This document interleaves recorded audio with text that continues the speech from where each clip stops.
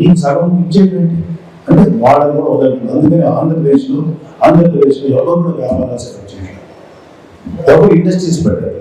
పెట్టినప్పుడే కదా యువతికి ఉద్యోగాలు వచ్చేదో, లేకపోతే ఉపాధి కల్పన జరిగేదో, వలసలు ఆగేదు.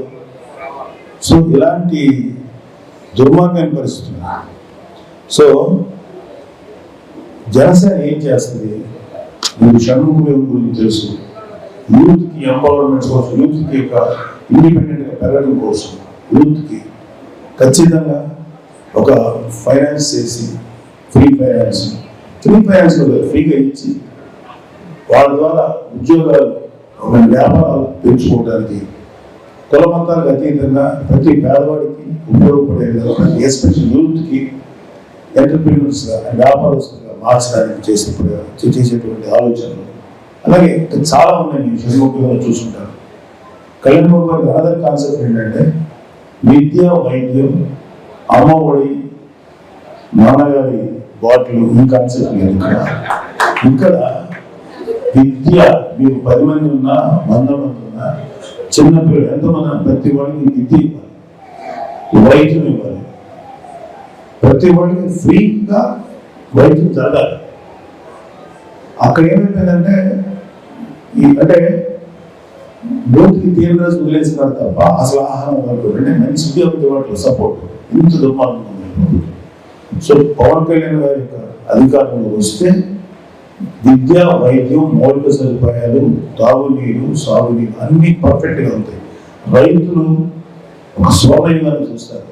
యూత్ మళ్ళీ వాళ్ళ ఆశలు మొదలెత్తి వాళ్ళు మంచి భవిష్యత్తు వచ్చేలా చూస్తారు. ఇది పవన్ కళ్యాణ్ గారికి ఉన్నటువంటి గొప్ప ఆలోచన. ప్లీజ్ ఇంకొకటి గుర్తుపెట్టుకోవాల్సింది ఏంటంటే ఇక్కడ చాలా మందికి నేను చెప్పాల్సింది ఏంటంటే నాలాంటి వాళ్ళు, అజయ్ లాంటి వాళ్ళు మాకు ఎటువంటి పదవుల మీద ఆశ కానీ కోరికలు కానీ నేను పార్టీ నిలబడాలని, పవన్ కళ్యాణ్ లాంటి వ్యక్తి సీఎం అయితే తన ద్వారా ప్రజలకు మంచి పరిపాలన అందించాలని నేను కోరుకుంటున్నాను. అందుకని మేము అందరం పనిచేస్తున్నాం. నాకే ఆశ ఇక్కడ ఒకటి ఆలోచించాలంటే మీరు గ్యారెంటీ ఎవరైనా సరే రెగ్యులర్గా పనిచేసినటువంటి ఎవరైనా సరే అధికార పార్టీ కొమ్ము కాసి సామాన్య ప్రజల్ని పీడించినటువంటి ఏ అధికారి అయినా సరే, ఏ స్థాయి అధికారి అయినా సరే, ఏ స్థాయి నాయకుడైనా సరే, ప్రజల ఆస్తులు దోచుకున్నటువంటి ఏ స్థాయి నాయకుడైనా సరే, జనసేన టీడీపీ ప్రభుత్వం వచ్చిన తర్వాత చెవులు పిండి అన్ని వాళ్ళు ఏదైతే కబ్జాలు చేశారో, ఏదైతే దోచుకున్నారో ప్రతిదీ అనాపరిస్థిత కల్పించడానికి వాళ్ళు రెడీ ఉన్నారు. అది మాత్రం. సో మీకు తాత్కాలికంగా ఏదైనా నష్టం జరిగినా, ఏదైనా బాధపడ్డా just wait for another 3 months. ఈ ఓటు చేయండి. ఈ ఓటు జనసేన టీడీపీ మీలో మీకు అభిప్రాయ భేదాలు మానేయండి. ఫస్ట్ అది పక్కన పెట్టండి, అది తర్వాత చూసుకున్నాం.